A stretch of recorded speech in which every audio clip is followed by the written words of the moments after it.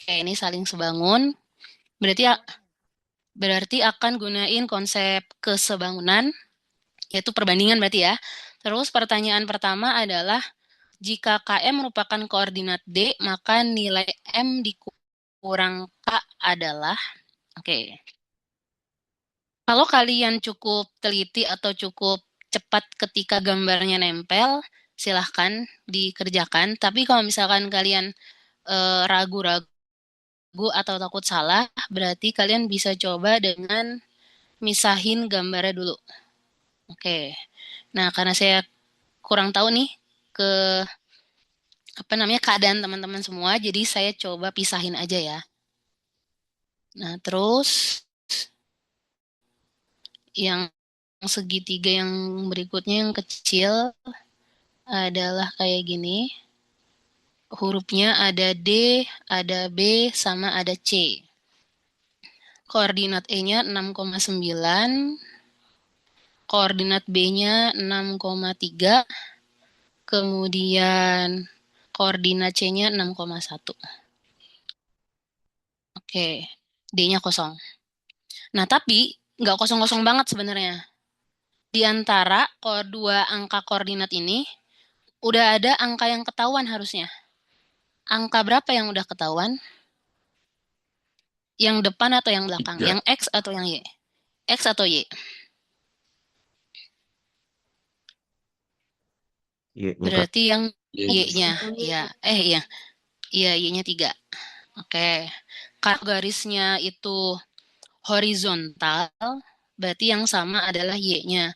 Nanti kalau garisnya vertikal, yang sama adalah X-nya. Oke, nah sekarang kita lanjut nyari angka depannya. Nah, untuk nyari angka depannya, kita nggak bisa pakai konsep koordinatnya lagi. Jadi kita mesti pakai kita mesti pakai informasi yang lainnya. Nah, di sini ada kata sebangun. Ya udah, berarti kalau sebangun kan berarti ada sisinya. Dari B ke C, oh maaf ini segitiga kecilnya bukan D tapi A. 3,3. Dari B ke C itu angkanya 2, panjangnya 2. Terus dari A ke B itu berarti 3. Saya hapus aja deh koordinatnya.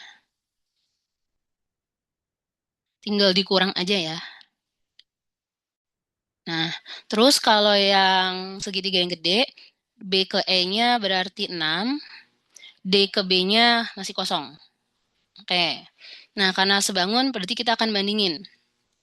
Misalkan saya mulai dari segitiga yang gede dulu. Di situ ada angka 6. Angka 6 dibandingin dengan DB.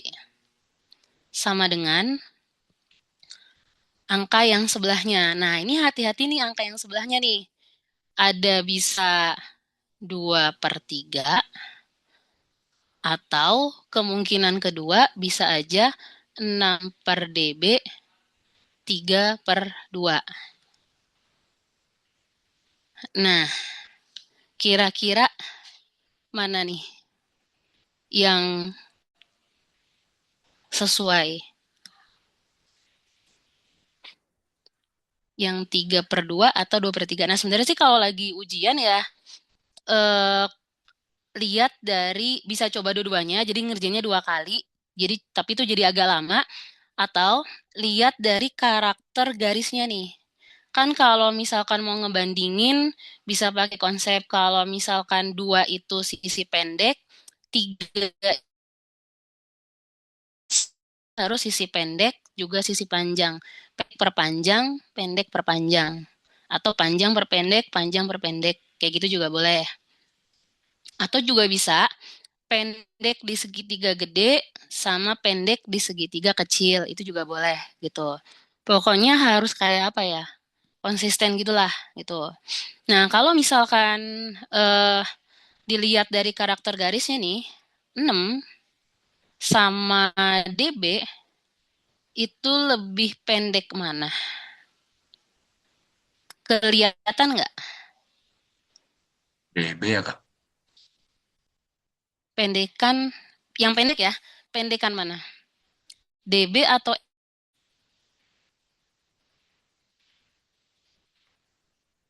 Pendekan DB, Kak. DB, Kak. Iya, pendidikan DB sebenarnya gitu. Cuman untuk beberapa orang ini tuh nggak kelihatan pendek dan panjang kayak rasanya sama aja gitu. Sedangkan kalau segitiga kecilnya tuh kelihatan sebenarnya nih BC itu lebih pendek dibanding AB atau dikuatin juga dengan angkanya sih gitu. Nah, jadi tips untuk teman-teman yang ragu mau nggak mau ngerjainnya 2 kali gitu. Tapi kalau udah yakin dari awal ya ngerjainnya bisa sekali aja. Berarti kita pakainya yang sebelah kanan gitu. Pakainya yang ini ya. Yang ini salah gitu. Oke, yang pendek DB berarti pasangannya sama angka 2, yang panjang 6 berarti sama 3. Nah, ini tinggal dikali silang aja. 12 sama dengan DB, DB sama dengan 3 DB maksudnya. 3 DB berarti DB sama dengan 4. Nah, DB-nya udah dapat nih 4. Berarti kalau DB-nya 4, maka titik X-nya ini nanti berapa nih? Berarti 2 ya. Caranya 6 dikurang 4. Kenapa dikurang? Karena nih X-nya kan 6, mundur. Nah, kalau mundur berarti dikurang. Kalau ke kanan atau maju berarti ditambah. Ke kiri dikurang gitu. Jadi koordinat D-nya 2,3. Oke, D-nya sudah dapat 2,3. Berarti M-nya adalah 3, K-nya adalah 2. Nah, berarti jadi M kurang K adalah 3 kurang 2 sama dengan 1. Oke, jadi jawabannya 1.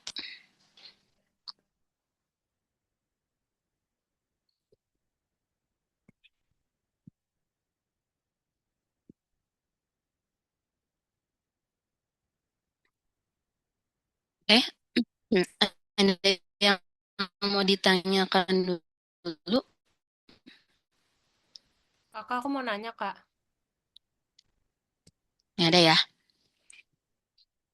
Oke, kalau nggak ada, kita lanjut.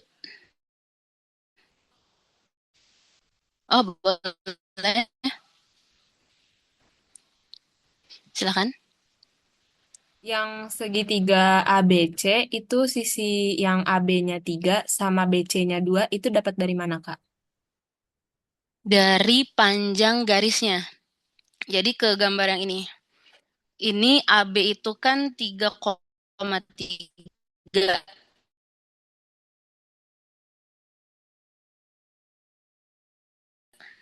sama 6, B-nya 6,3.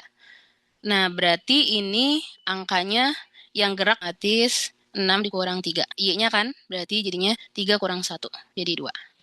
Gitu. Oke, terjawab ya? Oke, Kak. Ya.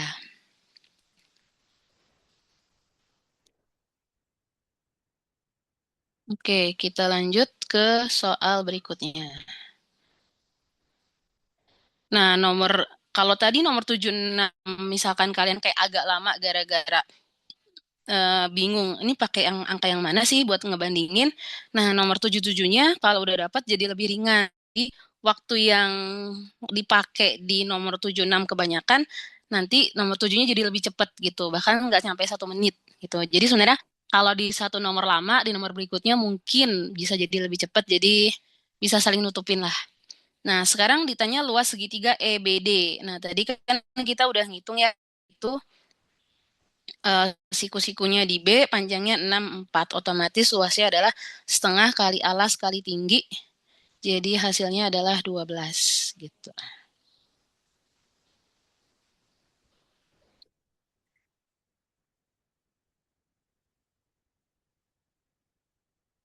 Oke, kita lanjut ke soal berikutnya. Nomor 78. 78 masuk lagi ke materi tentang fungsi. Ada fungsi kuadrat sama ada fungsi linier atau garis Maaf Kak, boleh lihat soal nomor 77 nggak Kak? Itu, eh,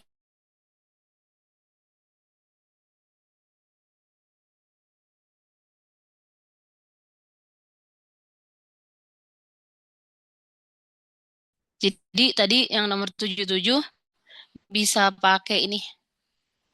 Jadi bisa lebih cepat 77-nya. Oke, lanjut ya. Nomor 78 sampai 80 pakai teks yang sama. Oke, nah di sini materinya tentang fungsi ya. Nah, kali ini fungsinya ada dua, ada fungsi kuadrat dan ada fungsi garis atau fungsi linear tadi. Nah, kalau kalian diberikan dua jenis fungsi, kalian perlu perhatikan apa hubungan antara kedua fungsi tersebut. Apakah sendiri-sendiri atau saling berhubungan. Nah, ternyata di sini hubungannya adalah berpotongan. Nah, kalau dua fungsi saling berpotongan, maka ide yang bisa dipakai satu. Bisa kayak Y1 sama dengan Y2. Kurva 1 sama dengan kurva 2. Atau ide yang kedua adalah eliminasi. Jadi fungsinya saling eliminasi. Biasanya ini tuh sering dipakai kalau fungsinya sama-sama garis atau linear. Gitu. Atau bisa juga pakai kayak Y1 disubstitusi ke Y2 gitu. Sebenarnya sih kalau misalkan dibikin ringkes, ini tuh tiga-tiganya mirip sebenarnya gitu. Nah, tapi cuman eh, untuk fungsi-fungsi tertentu, ada fungsi yang tiga-tiganya bisa, ada fungsi yang cuman bisa ketiga, ada fungsi yang cuman bisa dulu. Nah, jadi nanti silahkan dilatih atau kalau nemu soal berpotongan, lihat bedanya. Kalau nggak, nanti kurva yang lain berpotongan pakai yang mana gitu. Nah, kalau menurut teman-teman, kira-kira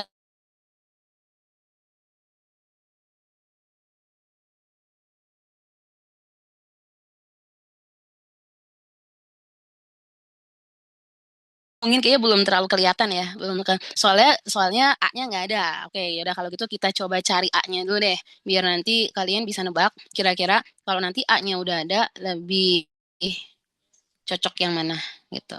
Oke, berikutnya dulu. Tadi udah ya berpotongan udah di dua titik berbeda. Garis K melalui kedua. Nah, ini juga poin berikutnya yang harus ditandain. Garis K melalui kedua titik. Nah, saya buat ilustrasinya dulu biar kebayang ya. Ini fungsi fx, fungsinya kan dia fungsi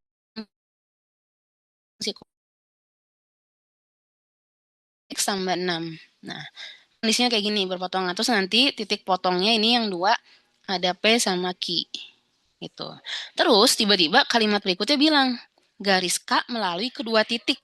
Garis K melalui kedua titik. Kedua titik itu berarti PQ kan? Berarti garis yang lewatin PQ. Nah, otomatis apa? Otomatis apa? Otomatis garis K itu bukan garis yang baru sebenarnya.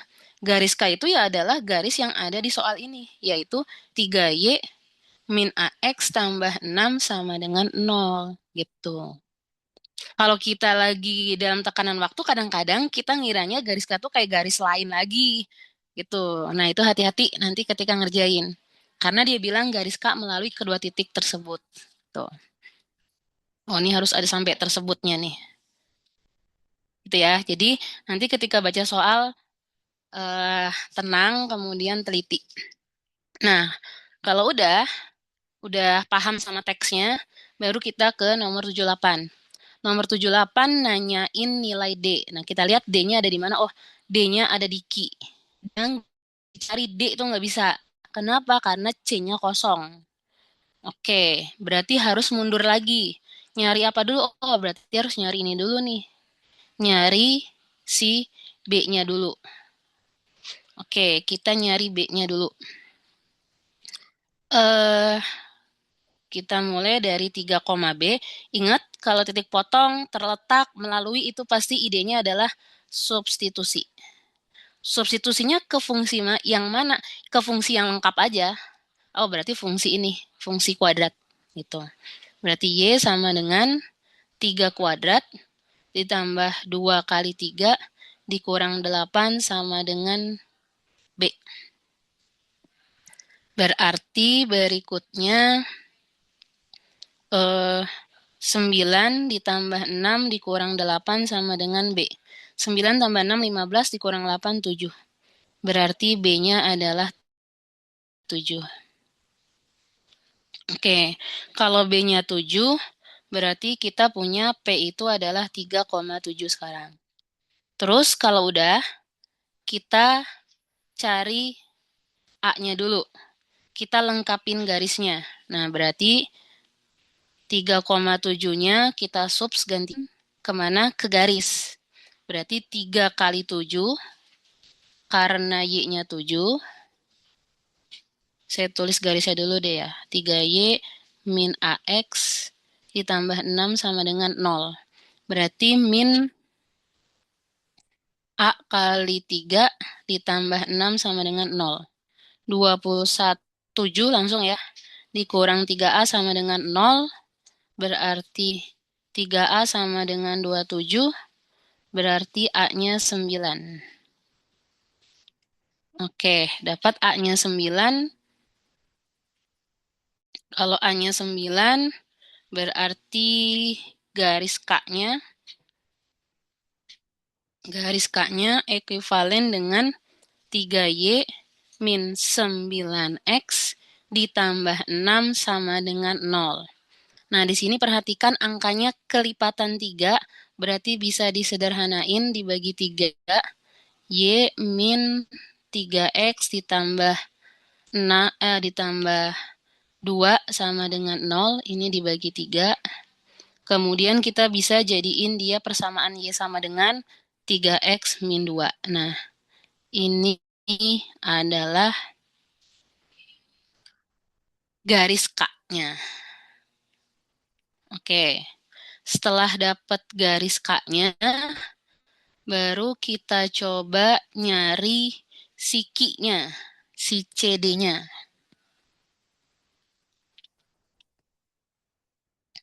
Oke, cara nyarinya, nah berarti sekarang kita udah lengkap nih, coba. Fungsi yang pertama ini, X kuadrat 2X min 8, fungsi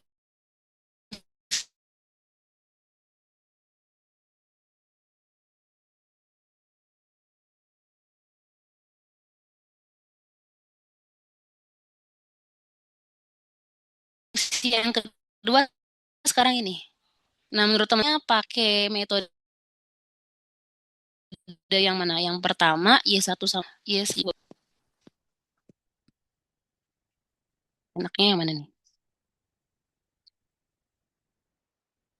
Nah, ini kebetulan banget ya, ini bisa tiga-tiganya lagi, enak tiga-tiganya lagi. Ya udah, jadi pilih salah satu aja, gitu. Oke, kita coba yang Y1 sama dengan Y2 aja ya. Berarti jadinya X kuadrat ditambah 2X min 8 sama dengan 3X min 2. Pindah ruas ya, X kuadrat min X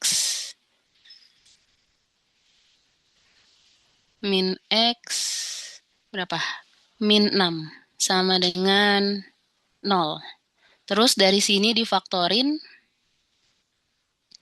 X 3 sama X plus 2. Jadinya adalah X-nya 3, X-nya min 2.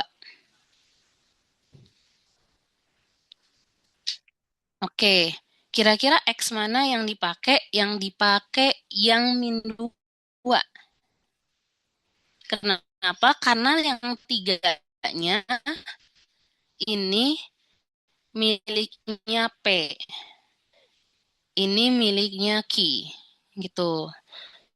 Karena tadi kan P-nya 7, jadi makanya fokusnya ke min 2. Nah, kalau X-nya min 2, berarti Y-nya berapa? 8. Nah, tadi D itu adalah Y-nya. Nah, ini adalah nilai D-nya. Gitu. Kalau yang ini nilai X itu nilai C-nya. Nah, ini C-nya. Ini C. Oke, saya coba minimize.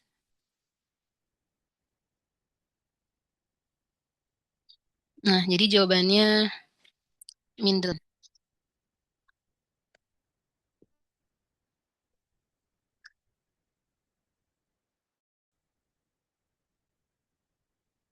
Oke, ada yang mau ditanyain dulu dari sini?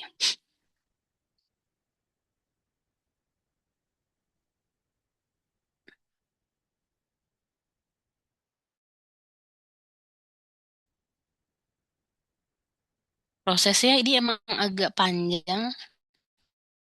Atau ada yang udah sempat ngerjain, punya ide lain selain cara ini?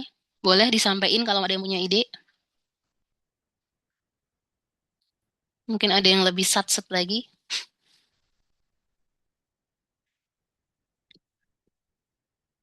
Kak, maaf aku mau nanya, Kak. Iya, silakan. Itu yang di P3,7, itu kan disubstitusiin yang Y-nya berapa? Y-nya kan 7, jadi 3 kali 7 itu 21, Kak. Oh, iya. Oh, udah. Iya, 21, betul. Tadi saya langsung ini, tambahin 6. Oh, oke, makasih. Ya, iya, sama-sama. Langsung nambah 6.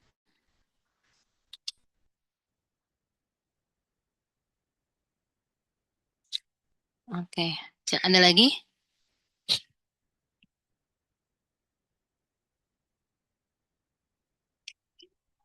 Belum ada? Aman ya? Oke. Berikutnya, kita masuk ke nomor 79. Nah, kalau tadi 78 tuh kok panjang banget, emang bisa 1 menit. Kayaknya 1 menit lebih lah ini ya. Tapi tenang aja, 79-nya itu bisa dalam waktu kurang 1 menit. Bisa bahkan 10 detik. Gitu. Coba, ada yang ngeh nggak? Gradian garis K-nya jadi berapa? 3. Taunya dari mana? Dari yang kan K itu ekuivalen sama dengan yang Y sama dengan G, 3X min 2. Nah, itu pakai yang aturan Iya. NX. Nah, betul, ya, good. Jadi, tadi kita udah ngitung A-nya otomatis, garisnya jadi sempurna. Nah, berarti kita bisa pakai informasi yang tadi udah dipakai